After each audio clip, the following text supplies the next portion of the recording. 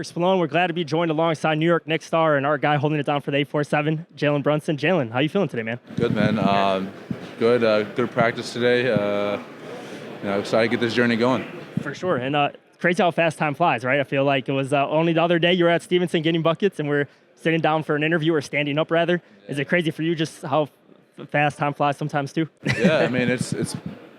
I was in high school, 10 years ago, we made our first state run down there. So, time has flown, and but it's been a great journey, and still keep in touch with all my guys back at Stevenson, and it's pretty special. All part of it, and all part of the steps, and it's led you here to Team USA. And just first and foremost, Jalen, I mean, you've been a part of USA basketball at various levels throughout your career. But what does it mean to you now to take that next step as the catalyst of the USA men's basketball national team? Yeah, it means a lot, first and foremost. It's an opportunity I couldn't really pass up. It's an honor, first and foremost. And the fact that I'm able to do this, and I set goals for myself to just be the best player I can be every single time I step on the court. And now I want to focus on team goals and individual opportunities that come about. So it's all part of the process, and I'm happy with the way it's going.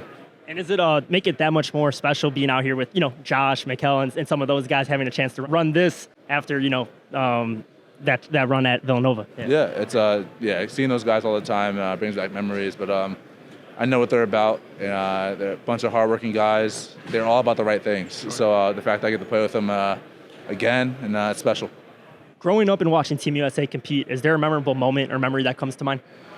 I think the most memorable for me is when in 2008 when Kobe hit the three against Spain and then he shushed the crowd. I mean, that's just iconic from my era, for sure. Yeah. No, for sure. And Jill, I know we started off talking about the journey, but I do want to go, as you prepare for your 6th year in the league, when you have that chance to reflect back on your journey to this point in your life and career, what stands out the most in your mind? I think the biggest thing that stays consistent is that I always have to kind of start at the bottom of the totem pole. Right.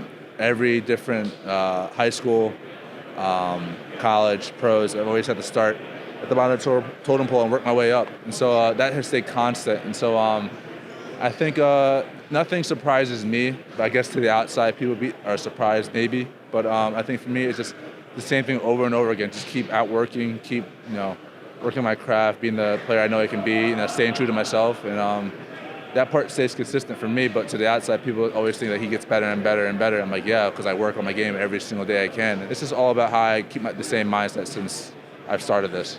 And that's a testament to the hard work, right? So what would you say has been the biggest life lesson then you've learned through the game of basketball? Biggest life lesson? I think the biggest life lesson for me is that basketball translates to everyday life. Sure. The type of person you are, to your teammates, and whatever is the type of person you are to your family and your friends. Work hard on the court, you have to work hard off the court. It's just everything's kind of parallel. And so that's how my parents raised me. It was always compared to everyday life. And so knowing how hard I worked on the court, I just knew I had to model my everyday life around that too. And you kept that mentality, all the way through, right? Because that's how you were able to, do your thing both on and off the court. So yeah, 100%. Just keep the same mentality. My parents pushed me to be a leader, and I think that's the best quality that they gave me. Sure. And John, you've experienced success at every level of your basketball career, from guiding Stevenson to their first state title to winning gold on the U18, U19 level, and then to winning 2 championships while at Villanova. Yeah. So with that said, how much does that fuel you as you head into each season with the goal of reaching the mountaintop on the professional level too? Yeah, it's definitely the goal. Yeah. But I think the one thing that remained the same when I did win is that, yes, it's a long-term goal, but you really want to focus on one day at a time. You don't want to just say, this is what I want to do. I want to win a championship. I want to do this. Well, there's a process to it. You have to enjoy that process. You got to do it every single day. And there are going to be days where you're down, and then there are going to be days where you're on top of the mountain. But it's all about how you stay consistent and level. And that's the best part about the journey is just every single day you're chipping at it.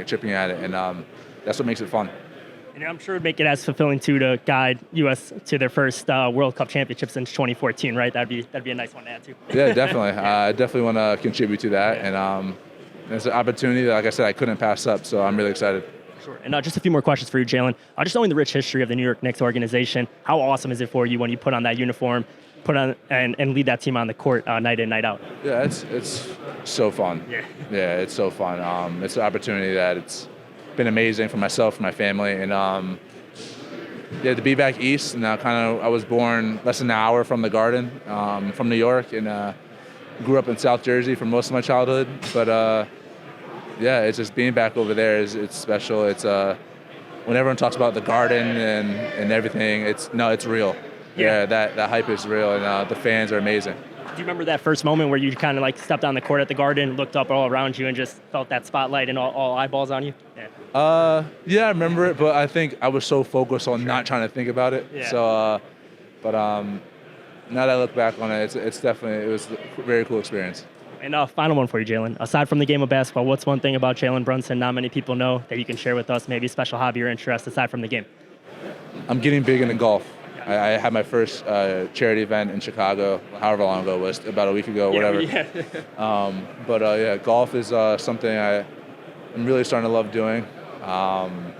It's fun. It kind of helps me with my mental and all that stuff. But it's fun, and I'm pissed I didn't pick it up sooner. No, did you hold it down? Did you get the W when you were? I mean, I know it's for charity, but was it okay? I wish I did, but I was actually hopping from group to group, and so I got to meet a lot of good people and people helping out with the charity. So, but it was a really fun experience. All for a great cause. You continue to get those reps in. I'm sure when you have time after this this long stretch of everything else going on. Right. But hey, Derek Spallone, Jalen Brunson, it's always a pleasure, man. Best of luck. Appreciate you. Thank you. Thank you.